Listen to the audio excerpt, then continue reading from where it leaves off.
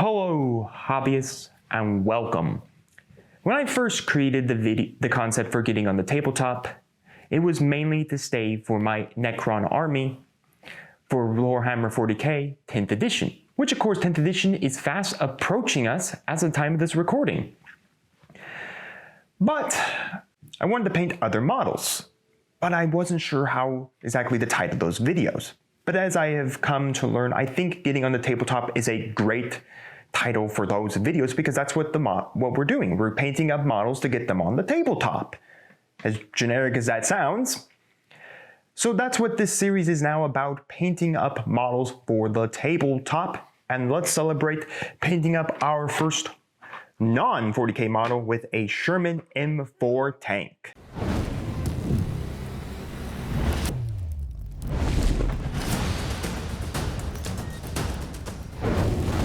So, the M4 Sherman. If many people don't know, I really am a fan of World War II. I really like to listen to videos discussing the history of the wars and the technological advancements, and I think that's because of Blood Red Skies. If you've never seen one of our battle reports, make sure to check them out. I got them linked down in the description. But I'm also a big fan of the tanks of World War II. Especially German tanks, because I think those are pretty cool, especially the Tiger tank, the Panzers, the Stug, and all that. But the American, the British, the Russian, and of course the other, the Japanese, all had very interesting tanks as well. And the Sherman is probably one of the more thought of tank of World War II. Because it was the most mass-produced tank America created. If you don't know, the Sherman was used by both the Americans and the British.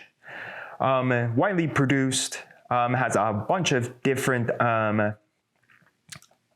variants. You have the M4A3, you have the EZ8s. I think the Firefly, that's I believe the one with the like rockets on top of it. But yeah, it was widely produced tank, again used by the British and the Americans, and that's all you can field with this tank as well in the game. A bolt action is just the Americans and the British. But anyways, I really want to paint this tank up. If you don't know, this tank didn't follow two of the three rules of tanking. Philosophy was that it was a fast-moving tank and a pretty hard-hitting tank. The problem was it was not heavily armored. Unlike the German armored tanks, which lived to the idea of armor and firepower instead of speed, that really put a disadvantage to the Shermans. A Panzer round could tear through a Sherman's tank. A lot of their crews did speak on the fear of having their tanks pierced by the shell of a Panzer. But that's just a little bit of the history of a Sherman, widely produced, has so many different variants on it, and it overall is probably one of the more iconic tanks of World War II, at least for America. The T-34 I think is Russia's. I would say the Panzer varieties are probably the German. The HE series for Japan. Great Britain, I'd say you probably maybe the Churchill. I don't really know what would be considered the top variety for Great Britain. Yeah, I think that's everyone. I don't know what Italy's tanks were at the time. But let me know down in the comments what you think is the most represented tank of World War II for each nation. And if you do know which one was more represented for Great Britain, do let me know down in the comments. But let's check out the model. So what comes in the box, you get your sprue, which is basically your tank. You get these little like smoke, fire, like heavy smoke and all that. You get your decals, which you can put on the tank, and then you get your tank card for the game. You also do get a American commander and a British tank commander if you want to stick them into the tank. If you do so, I highly recommend painting them separately. I'm not going to be painting those up. I didn't decide to add them to my tanks.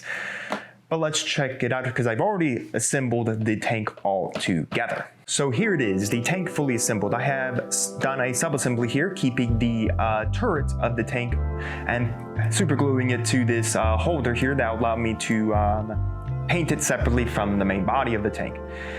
Again, it wasn't too hard. It's all plastic, so you just clip it off, clean it, and then and then plastic glue or super glue it together depending on what you want to use, or plastic cement, anything like that, just stick it together. I of course used Army Painter plastic glue. But anyways, one thing you could do in your tanks is that this tread part right here is a separate part to the chassis. So if you wanted to sub-assembly this differently to get above the track line up there without disturbing the main chassis, you can easily do that. Again, the head of the tank basically goes right into here, so that's why I kept it separately. I pasted it to this old pill bottle. If your parents or grandparents take medication, these are great things for holding models. I have a couple of Space Marines painted up, glued to these things as holders. They're just really great. I use lids of these for my Necrons. These are just really, really nice holders, especially because I don't like pasting my guys to bases if I don't have to. That way I can do the base separate from the model.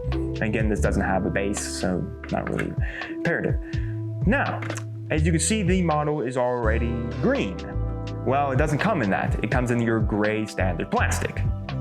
So I built it and then primed it. The primer I used, which I will move the tank out of the way, is of course the Army Painter green primer right here. I'll just show you the lid. It is the Army Painter Army Green. Now I know what you're gonna tell me in the comments, Tyler, weren't Sherman's olive drab green? And I say, yeah, you probably are correct. But I like this green a little better than olive, and truth be told, I don't have an olive drab green, and I'm really not gonna go out and buy an olive drab green so I can paint the tank green. But yeah, I really like the Army Painter primers. This one is, if you don't know, a lot of these cans, a lot of their paints, I'll just show here with this skeleton brown, have this 100% color match. That's because they have a primer can with them. So Army Green does have a primer can with it, which is very, very nice. I actually have the paint right here. As you can see, it has the 100% seal right there. That's because this color right here in this bottle is the same color that's in this primer. This is just a very, very easy step, especially if you like Army Painter's color, to basically just skip the entire base coating step, because all you need to do is just take this, shake it up, stick it on your model, and congratulations, you've already passed the first step.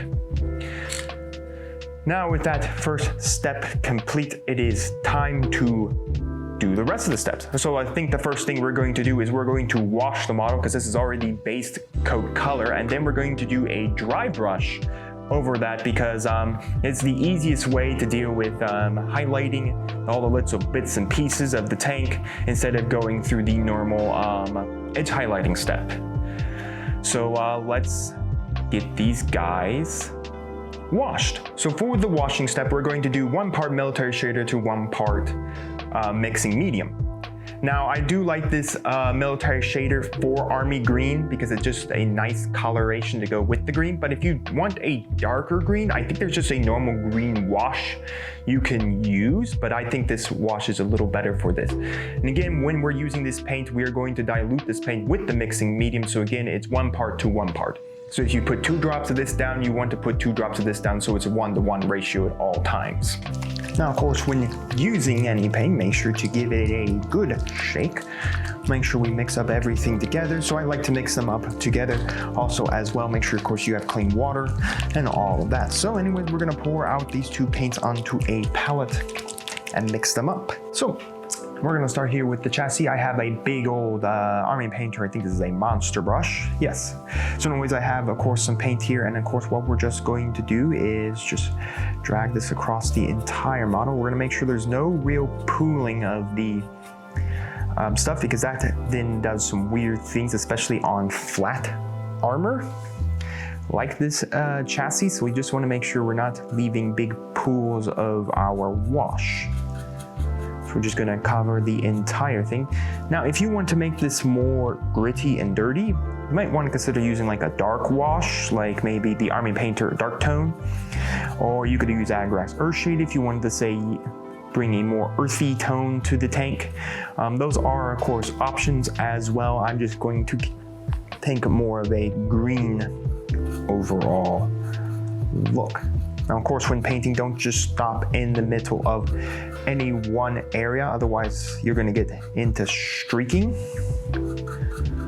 of where, of course, the wash was at one point, and you just return the wash again. So again, just take up your time and go through the entire model getting the wash on it. You may need to pour out some more wash, so just sure to do that if you need more of it. So as we move on to the turret head right here, I just want to make sure to let everyone know, after of course you do all of your washing, make sure you give your model ample time to dry. We don't want to be moving on to any other steps until the wash is dry. Also, if you want to make some parts darker, just wait for the wash to fully dry, then go over with another coat of the wash. That will give you a more darker color if you want that look. So anyways, let's get this turret all washed. So after a few hours, the wash has fully dried on the model, giving it some good highlights between all the little parts and all of that. As we can see here with the turret, we have highlighted all of the parts here.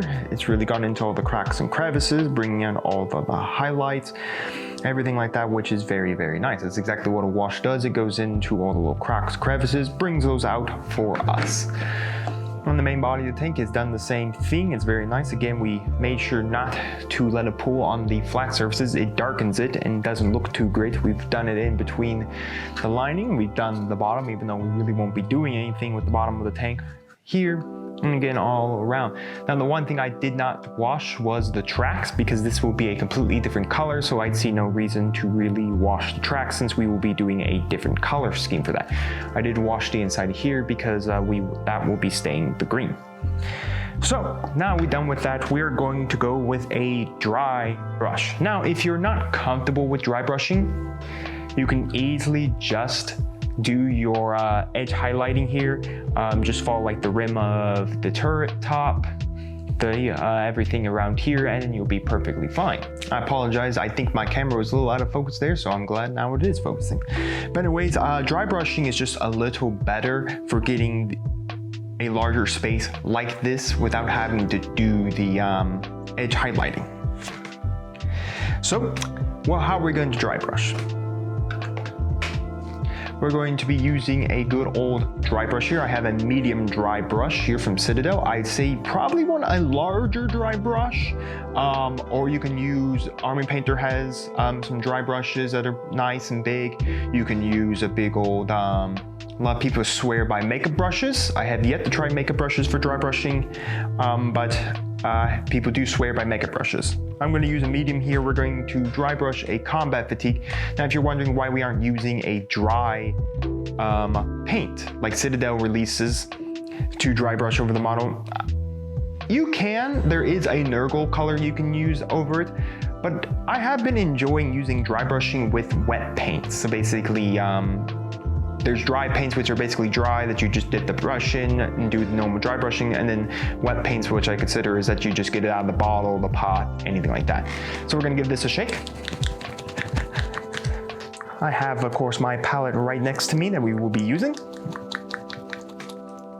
I'm gonna put that on the palette. Right on there. And then we're, of course, gonna take our brush,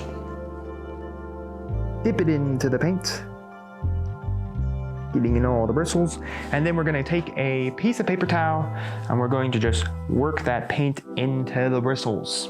So again, I'm just checking off my dry brush off the bottom of the tracks again, just to see how much is on there, see if it's good. Again, what we're going to do is we're going to just go lightly across the entirety of the tank, just building up light layer after light layer after light layer. And again, just testing on the tracks tells me how much paint I should be using. Like that. Again, since the tracks will be a different color, I am not really caring. Again, if you are not comfortable with using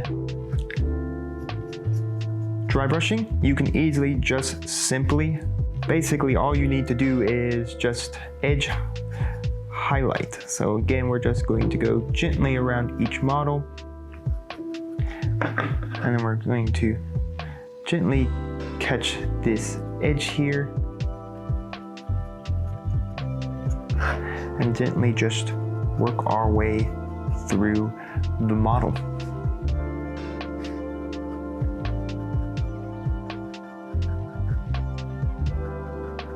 There we go. Well, we've done our dry brush. As you can see, it's just a very subtle highlighting. Just enough to bring out the details that we want to be bringing out. It's very just subtle. Again, I think I would have loved to have maybe a bigger dry brush to do it on.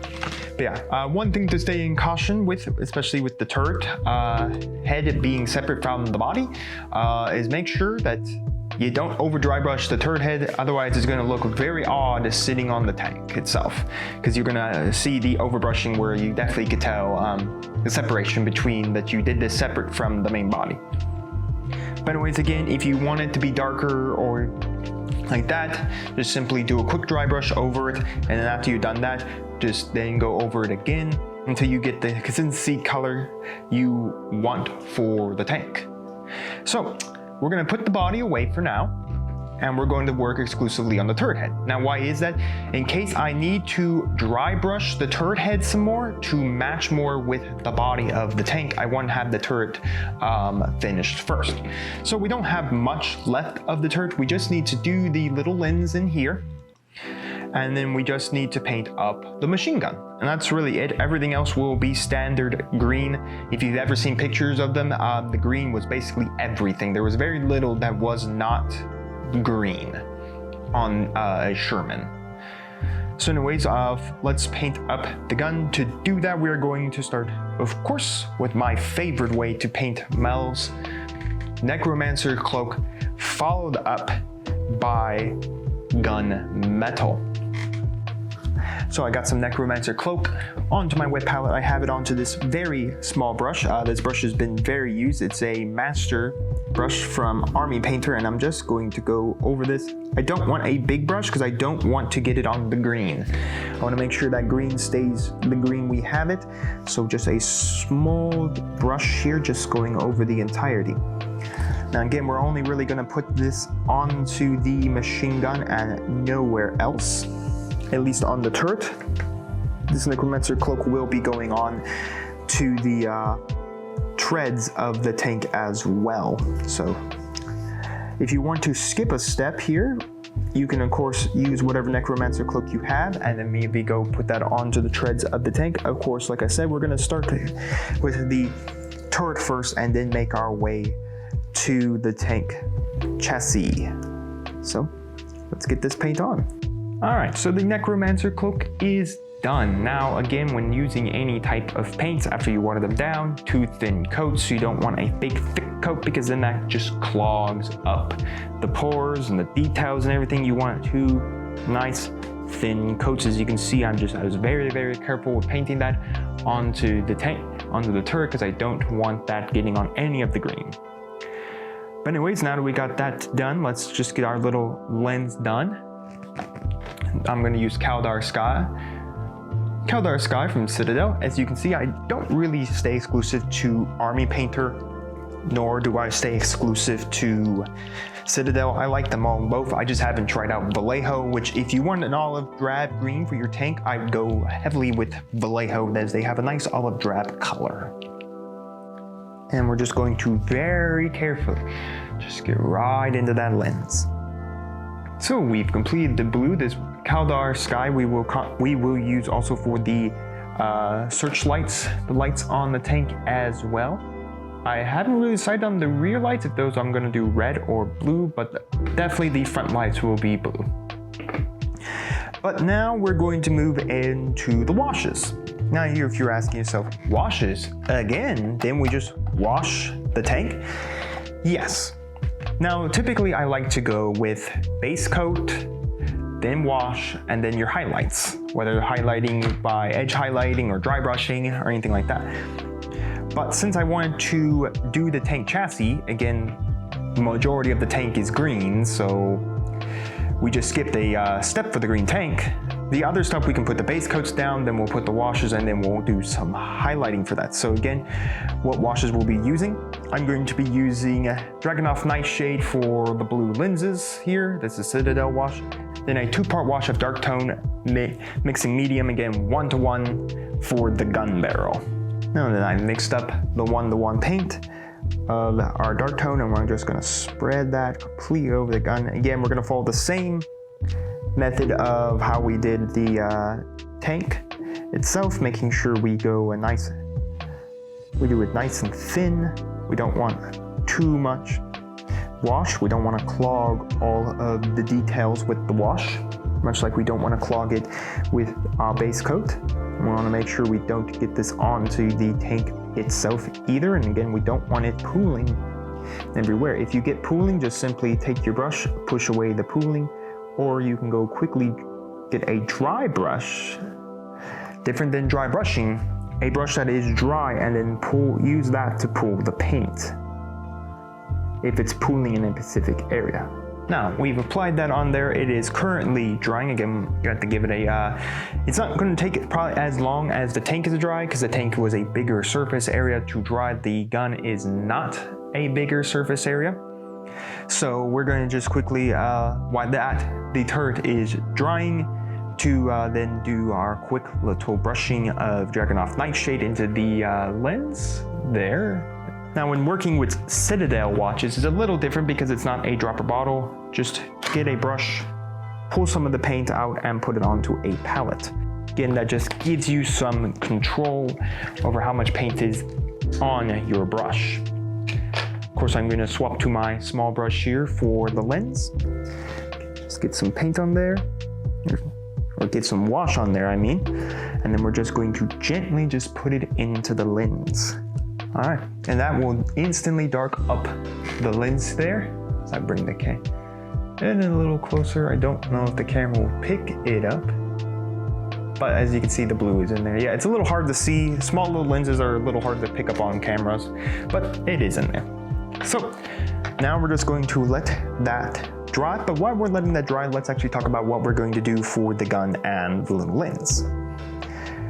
So for the gun, like I said, we're gonna do gun metal. I'm gonna try to do a dry brush over the gun. I'm gonna get a smaller dry brush than what I have. I have many different dry brushes we can use.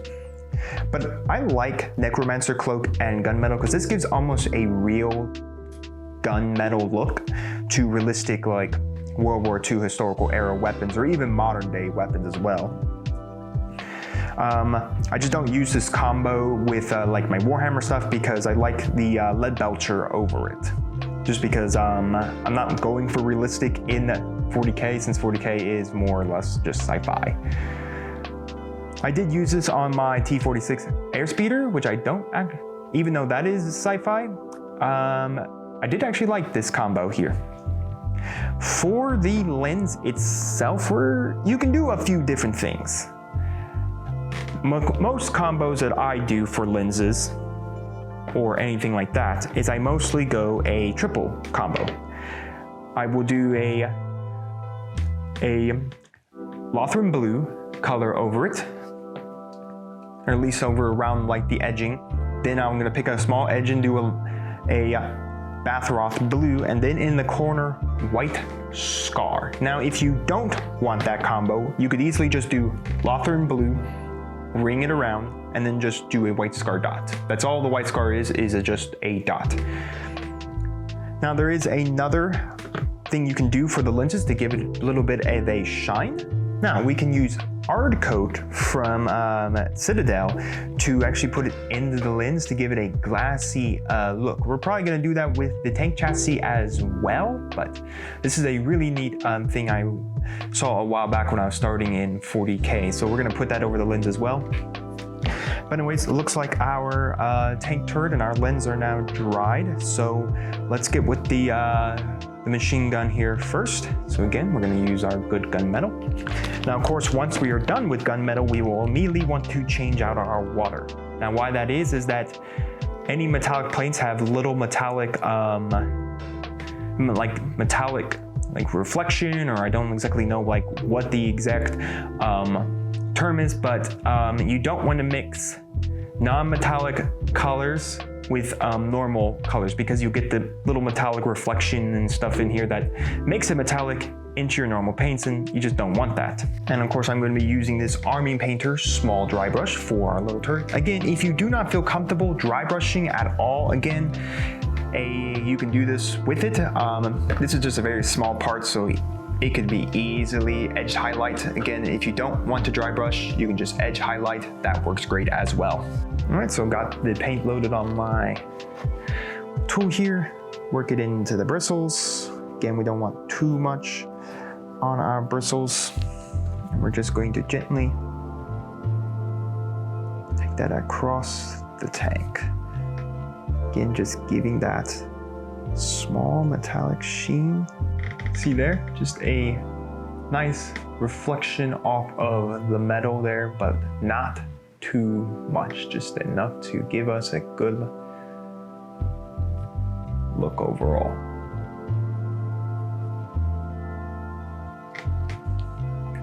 Again, while I'm cleaning my brush, I'm going to change out the paint before we continue, because again, I do not want to mix the paints we will be using for the lens with water that has a metallic paint used in it. It's a good thing to know if you're getting started to always make sure you change your water anytime you use a metallic paint.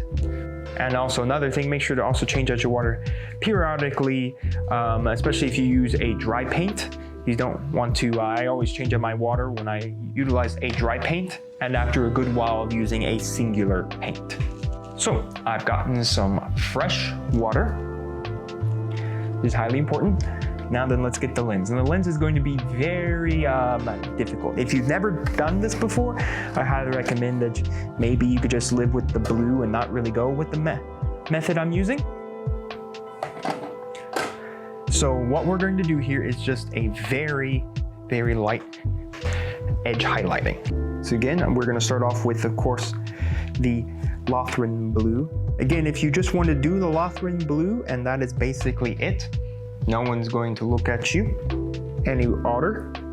I would highly just recommend just to use the Lothran blue and then just the white scar, and then maybe if you have the art coat running around, use some art coat to give that reflective sheen of a real searchlight. I'm just going to go into there just very delicately and just draw around the circle. It's not going to be great by any means. Even I still don't really get searchlight gray here, as you can see there. So anyways, like I said, after this step, you could easily just put a dot of white scar into the corner and that'd be it. Again, you don't have to go all around. You could have just easily done like a half circle here. A lot of people say I like to go all around. But then the Lothran blue, we're just going to put a little bit into the corner, and then the white scar, that's it. Again, if you don't want to do that, you just want to keep this white scar, art coat, or you can do a little bit of Bathrop blue and then the white scar. Now for the Bathrop blue, like I said, we're just simply going to go right into one of the corners and simply just put a little bit of Bathrop blue in there. Just differentiates itself from the Lothran blue and the main blue coat. After that, all we have to do is put down some white scar. Again, all we're doing is we're going to be putting it a little dot into the corner. I normally pull this straight from the pot because again, all we're doing is getting a little bit of white scar onto our brush. And then we're going to just put it into the corner of the lens. Like so. As you can see, it's not really all that much defined. It's just a reflective nature to show the reflection of light itself. So now let's apply our art coat. So again, we're going to use the Citadel technical art coat here. Again, you don't have to put the art coat on any of your lenses if you didn't want to. So again, we're going to put this paint onto our palette. We don't need to put this on a wet palette. We want to just put this on our dry palette that we've been using to do all our washes. So I got a little bit on my brush. I'm going to pick this up. We're going to put it over the lens. Seal in the color and give us that glossy look. As you can see, there's a nice just art coat on it. I don't think the camera's going to pick it up, but there's a nice little art coat now. It just gives it a nice sheen. But that is the turret done. Now, like I said, we want to make sure that the dry brushing between the tank hull and the turret match up, that there's no weird dry brushing. So what we're going to do is we're gently going to snap this away. There we go. Again, all I did was super glue this down. I used super glue from our good friends, Army Painter. to glue it down onto this. Again, don't use a super glue that's going to bind it like major super glues, because we're not binding you want to make sure to snap this off clean. That's why times this plastic doesn't really cling to this super glue. I highly recommend not to use Gorilla Glue, because again, you might have a harder time snapping that clean away. There is snap clean away super glue as well. So again, for our turret, on the bottom of this, you can see it's unpainted. Again, if you want to go back and say use a hobby knife to clean this up, again, this is not going to be seen by any ways because this is going to be on time. You can see these 2 points right here. We want to line those up. So, hindsight is 2020. I now will tell you, if you're going to do this, be ready to scrape super glue with a hobby knife. That was the only way I could get the tank turret to sit back firmly in its spot on the tank. So again, I'm not going to glue down the turret because the turret can actually move, and we could remove the head to put in the smoke in there if the tank's gone up in smoke. So you could do, so like in a battle report, bring out the turret and then have it like this, like it's destroyed, or the turret head out here, and then like put some billowing smoke in there, or maybe even put it like something like that. But yeah, hindsight is 2020. I'd highly recommend that. You can see how this is just completely hollow, like sticking something in there like a big dowel rod or something and painting it that way, rather than what I did. I'm probably gonna go back, clean up some more of the super glue just to make it a little easier to get into its hole. But again, we take a look at it. The dry brushing does not look too much out of place on the tank turret to the tank head here, or the chassis, I guess I should say. So the turret and the tank itself do look really nice. I don't see any big reasons to concern myself with the separation, so we're just going to pull away the turret and return to the chassis. All right, so first thing we're gonna do is we're going to get through the treads. That's one of the largest parts of this tank. Again, we're going to use our Necromancer cloak to do that. Now I'm going to use a larger brush here to do the larger area, and then I'll probably go to a smaller brush once we get to the close to the smaller brush. Now remember to make sure to get up into this part right here for your tank treads, and make sure to get all the little thingamajigs, and then make sure to also do the tops of the wheels. If you don't want to do tops of the wheels with the gray here, you can easily just keep it the green. Personally, I'm probably not going to do the top of these wheels. I'm probably going to just keep them to the green and just do the treads as the gray. Again, if you wanted to, you could easily do the wheels here as gray as well. So let's get that done. Again, this will be the only part that, oh, and one more area, the Necromancer cloak. This little gun right here will also be receiving some Necromancer cloak as well. All right, well, we did it. Ooh, it was a long one. Another lesson learned, there's a good chance when remaking another one of these tanks or any other bolt action tank of keeping the pieces that go onto the treads separate from the tread part itself. So the treads and then this come separately, and then you glue them all together and then attach them to the chassis, which I said, of course, you can remove that from the chassis if you wanted to keep it separate and paint separately. So that would have given a little more control and a better speed to all the little parts in here of all that, and then attaching it all together. I think that would have been really nice. Again, do what you want to do, but it is a lesson learned.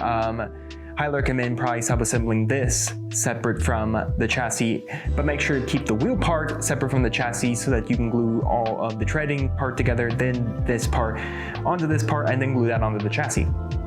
Anyways, we got both wheels done here. Of course, we got the little machine gun and the front done, and then a few parts on the tank itself. So we did each a little buckle things here and decided to give them some paint, and then we did the shovel, wherever this little tool is, the front part of that axe, this little tool right here, and then this little tool here. I'm not 100% sure what all those do on a Sherman, but they're there, and they do look nice when painted up. So we gotten all of that done. Now we're gonna do the searchlights again. We're gonna get that through the Kaldar sky.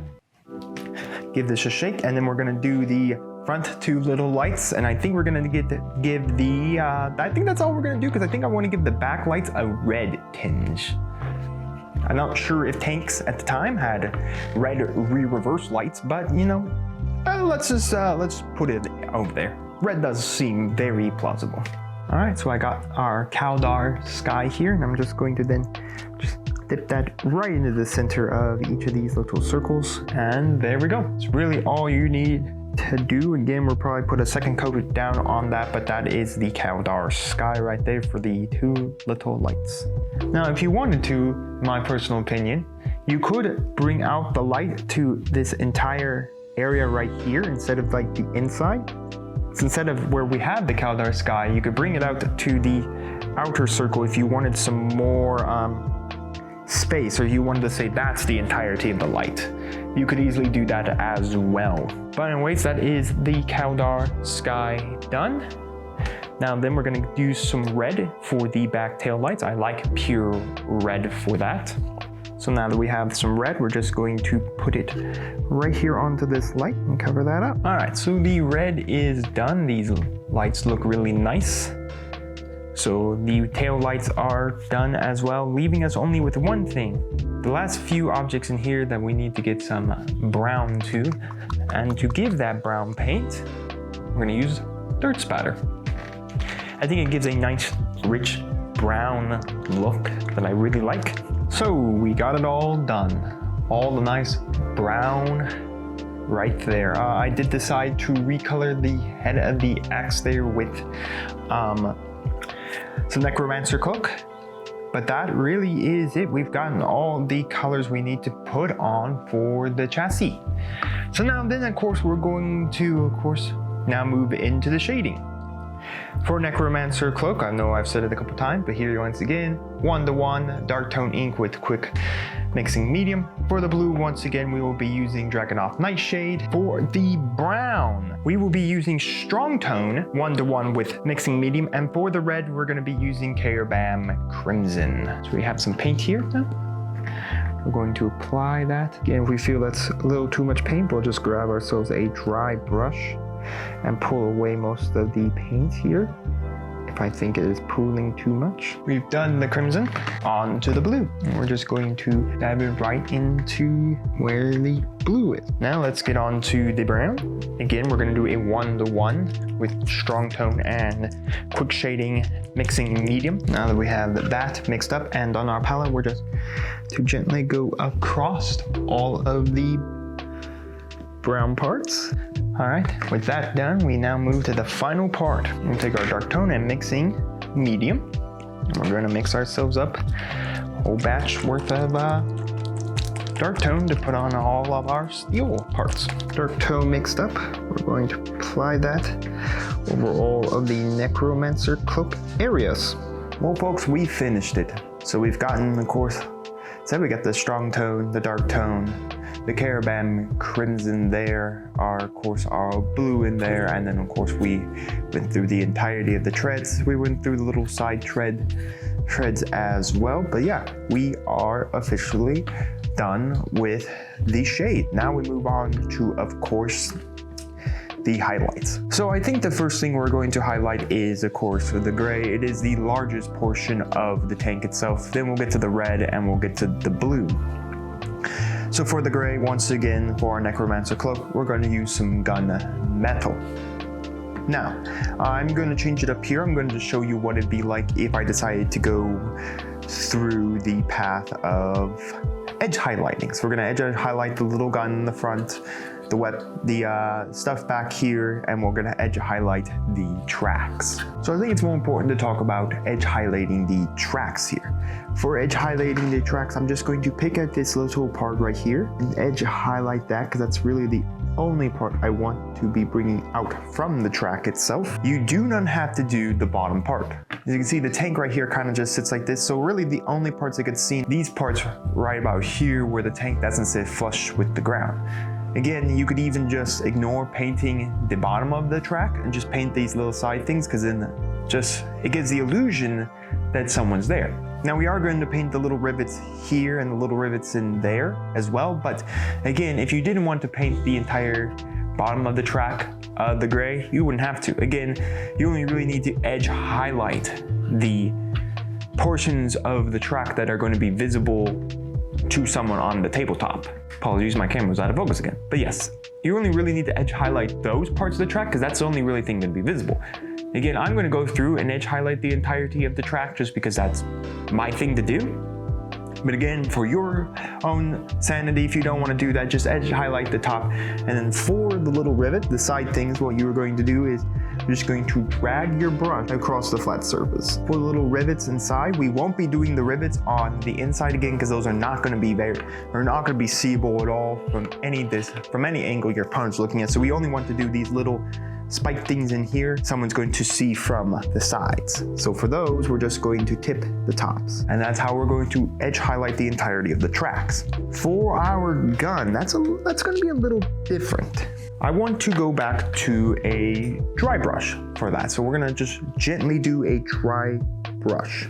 And again, for this dry brush, we're actually using thinned down paint instead of just straight from the bottle. So I've got it under the paper towel, and now we're just going to gently spread it across the turret. Again, I think the turrets are just a little better if you decide to do the dry brush on them rather than trying to edge highlight. You can see that does a nice highlighting there of it. So once again, once we are done with all the metallics, do make sure to change out your water. You do not want to be using water that has any of the metallic little flakes in it. Again, that's how you get metallic paint, is because of little metallic flakes inside of the paint. Did forget to say one more thing with the little loops here. We're only really going to highlight the front of the loop. Just give some contrast with the gray and then the loop itself. So as you can see, just some contrast between where the metal is and then the gray. So we're gonna finish up the rest of this tank. We've completed all of the steel. As I said, I went through the tracks here. Again, just highlighting these track bits, going through the sides and highlighting and tipping just each of the little rivets here with our steel color, and then of course highlighting all our tools and our machine gun in the front here again. If you don't want to, you don't have to do the underbelly rivets. Again, they're never going to really be seen. You just need to do the rivets that will be seen on the tabletop. You can also do this with just a dry brush. If you don't want to edge highlight all of these, you can just get a dry brush, do the dry brush method, and probably just edge highlight. You can even probably dry brush very carefully the edges here, and probably need to use a brush to get the edges up of here, but you'll need a brush to get into the little rivets. But yes, now let's do the rear lights. These aren't too hard, so what we're going to do is we're going to start with a Evil Sun Scarlet highlight, and then we're just going to do a little more edge highlighting, at least to the top, with Fire Dragon Bright. So I got the paint loaded up. Again, I have changed out the water after working with all of my metallics. So what we're just going to do is just, there we go. Next up, of course, is the Fire Dragon Bright. Now we're not going to do a full edge highlight, we're just going to tip the two corners just to give an illusion of a darker aspect to the rear tail lights. So again, we're just going to pick out the two corners up here, and we're just going to put a little Dragon Bright red there. As you can see right there, just a little bit of illusion to the taillights. We will go back and do an art coat over the taillights, but first we're gonna finish everything else. Next up, we're gonna use Fur Brown for, of course, all our brown parts, which of course are the parts right there. So again, all we're gonna do is we're just going to trace the edges. There we go. It's a nice subtle highlight to the brown there. That's all we really want. Now then, we're going to deal with, of course, the front lights. It's going to be the same thing we've done before. First, we're going to do a Lothran blue, but we're only going to do it as a half circle this time, followed by a little half circle of Bathroth blue, and then a dot of white scar. It's probably a little hard for the camera to pick up, but there is a subtle change in there with the Bathroth blue, or should I say the Lothran blue. Apologies. Now we're moving on to the Bathroth blue.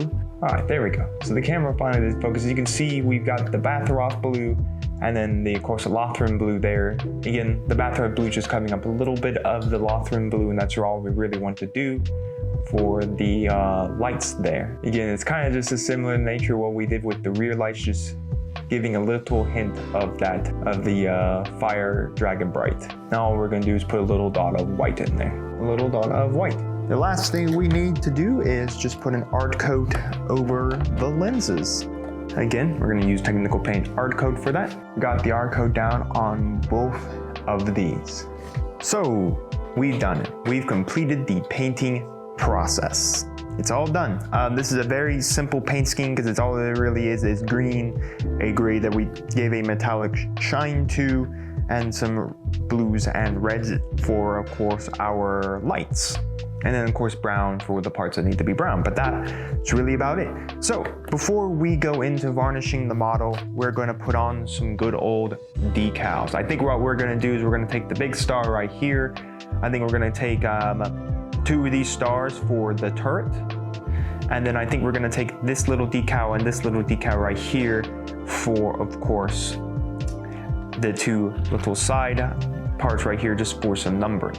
Now, after we're done with the decaling and all that, you could go into doing some weathering onto the tank, give it a look like a battlefield, get some mud in there. I'd say if you want to do some mud, get a sponge, put some dirt spatter down, and then like grime up the tank. There's other ways to do it, but I'm not gonna grime up my tank and all of that because I really don't want to grime up my tank. I want to make this tank look like it's coming right off the assembly line, ready to march right into battle.